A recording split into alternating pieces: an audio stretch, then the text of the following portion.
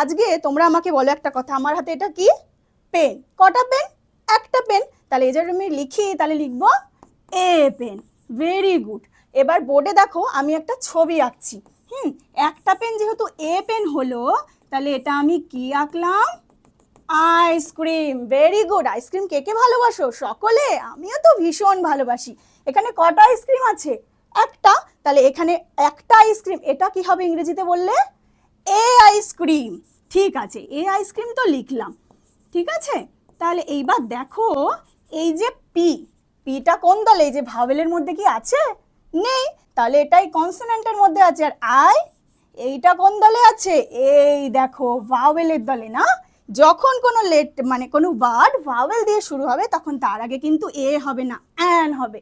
আজকে তাহলে আমরা কি শিখবো? আমরা আজকে কোথায় এ বসে এবং কোথায় অ্যান বসে সেটাই আমরা আজকে শিখবো। তাহলে কি শিখবো? কোথায় এ, কোথায় অ্যান। ঠিক আছে, তাহলে এবার আমাকে একটা কথা বলো, তোমরা আজকে সবাই মিড ডে মিল খেয়েছো না? হ্যাঁ, খুব ভালো। কি খেয়েছো মিড ডে মিলে? ডিম, তাই তো?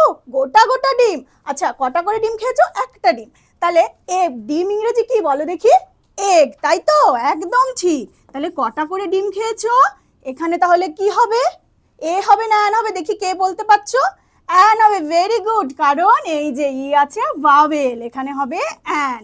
তারপরে আর একটা কথা বলো, তোমরা যে শনিবারের দিন আনন্দ পরিসর ক্লাস করেছো না, সেখানে কি করেছো? একদম গাছ লাগিয়েছিলে, তাই তো? গাছকে ইংরেজিতে কি যেন বলে, আমি না ভুলে গেছি। কি বলে গো? ট্রি বলে। ভেরি গুড, ট্রি বলে।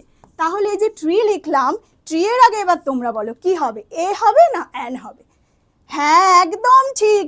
টি তো এই ভাওয়েলের মধ্যে নেই, টি তো কনসোনেন্টের মধ্যে আছে, তাহলে এখানে হবে এ।